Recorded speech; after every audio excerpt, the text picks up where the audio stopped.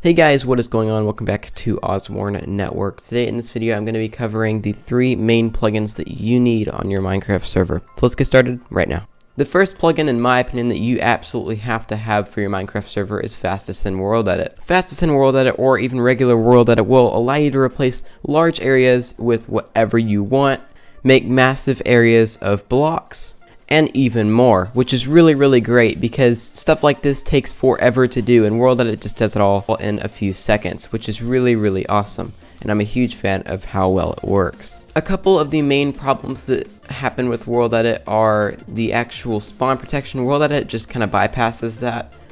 You can change that in the configuration files for your plugins, but if you are using spawn protection, Worldedit will just bypass that unless you go in and change it manually. That's the only real problem with Worldedit.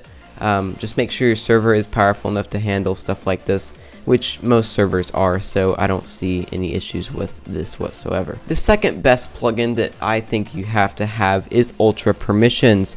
You can access it by typing in /uperms, and it takes you to an awesome GUI based permission area here where you can actually control all kinds of cool stuff. So if you type in chat, you can see here mine says owner.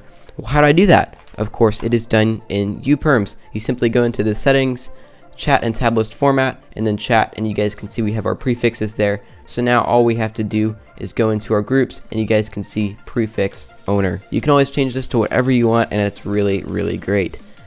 Of course, Ultra Permissions has a lot of other great features like permissions, right? So in this case, owner has all the permissions in the game. You can see that little star there underneath permission nodes. But if you want to give certain people certain permissions, all you have to do is create a group, and you can do that. Now, if you don't want to create groups, you don't even have to. You can just come into users, click on the user, and change their permissions manually, which is really awesome. Now, of course, that may be really interesting, but what about the super advanced and technical people out there? They want a plugin that can handle permissions, commands, and other server-related things that are quite advanced.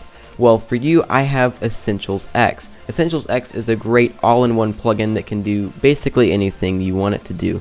It can handle color codes, permission nodes, commands, all kinds of great stuff like that, and it is completely free, unlike Ultra Permissions, which does cost money.